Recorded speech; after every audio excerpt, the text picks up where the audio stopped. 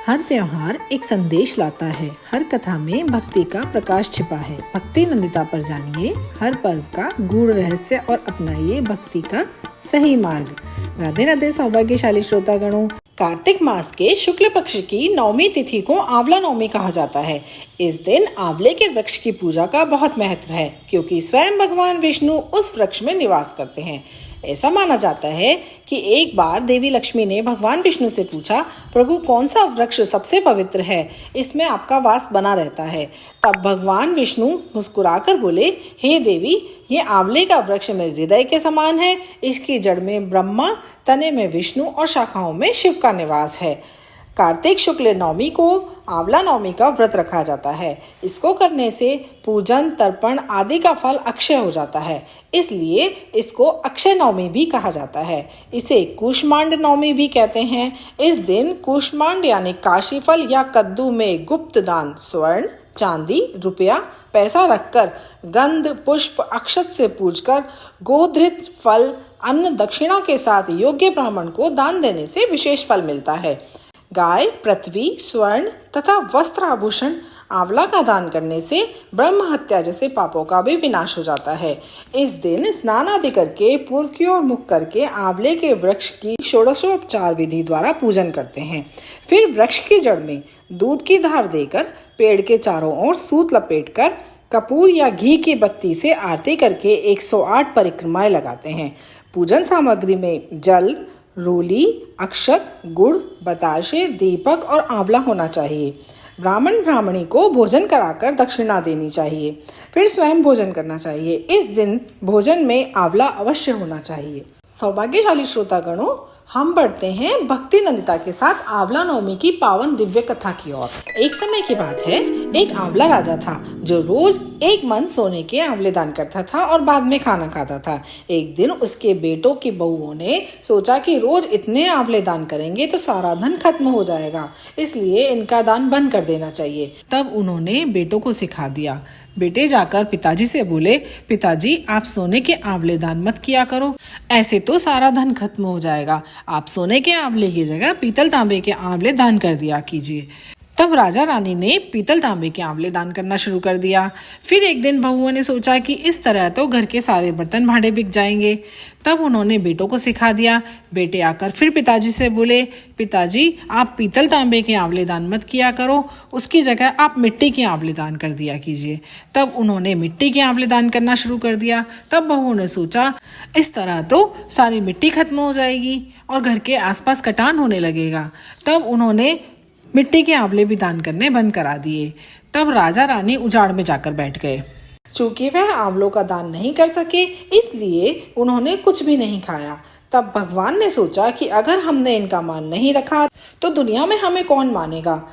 तब भगवान ने सपने में कहा कि तुम उठो, तुम्हारे लिए पहले जैसी रसोई हो गई है और आंवले का वृक्ष लगा हुआ है, तुम दान करो और जीन लो। तब राजा रानी ने उठकर देखा तो पहले जैसे राजपाट हो गए, सोने के आंवले वृक्ष पर लगे हुए हैं। तब राजा रानी 1.25 मन आंवले का दान करने लगे। वहां पर बेटे बहू के घर अन्नदाता का बैर पड़ गया। आसपास के लोगों ने कहा कि जंगल में एक आंवलिया राजा है, सो तुम वहां चलो तो तुम्हारा दुख दूर हो जाएगा। वे दोनों वहां पहुंच गए। वहां पर रानी अपने बेटे और बहू को देखकर पहचान गई और अपने पति से बोली कि इन दोनों से काम तो कम कराएंगे और मजदूरी ज्यादा देंगे। एक दिन रानी अपनी बहू को बुलाकर बोली कि मुझे सिर सहित नहला दो। जब बहू सिर धोने लगी तो बहू की आंख से आंसू निकलकर रानी की पीठ पर गिर पड़ा। तब रानी बोली कि मेरी पीठ पर आंसू गिरे हैं, मुझे कारण बताओ। तो बहू बोली, मेरी सासू माँ की पीठ पर भी ऐसा ही मस्सा था।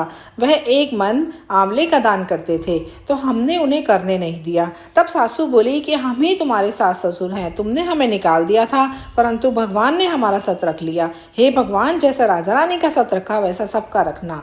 बोलिए आंवला भगवान की जय। एक समय की बात है, एक राजा रानी थे, उनके कोई संतान नहीं थी।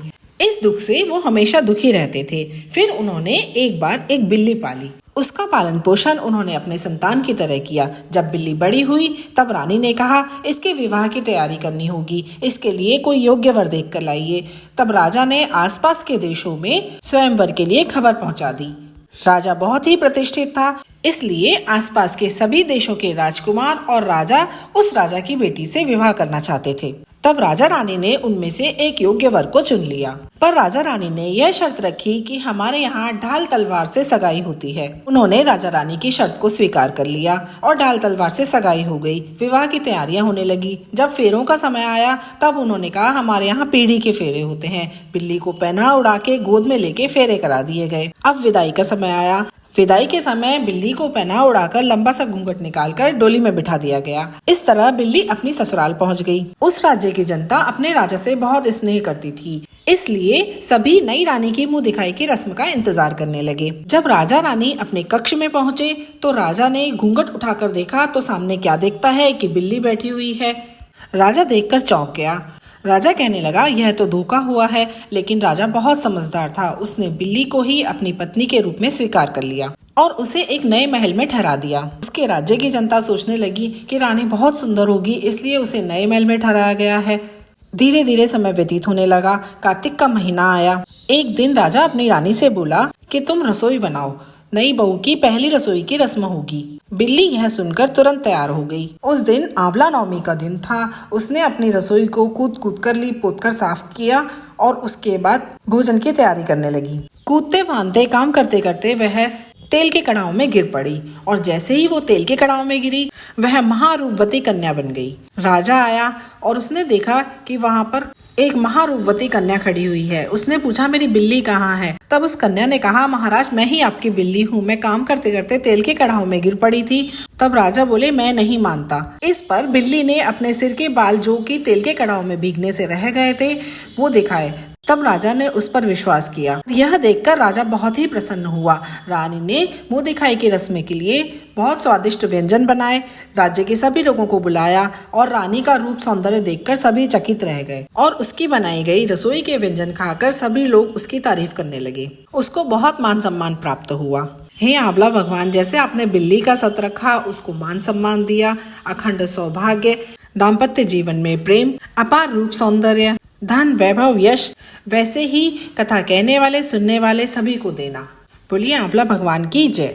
तो सौभाग्यशाली श्रोतागणों, अगर आप हमारे चैनल पर नए हैं तो हमारे चैनल को सब्सक्राइब करें और अगर आप हमारे रिटर्निंग व्यूअर हैं तो हमारे वीडियो को लाइक करें और इसे ज़्यादा से ज़्यादा लोगों तक शेयर करें ताकि इसी तरह की प्राचीन और पौराणिक कथाओं की श्रृंखला आगे भी पास ऑन हो सके। जय श्री हरि। धन्यवाद।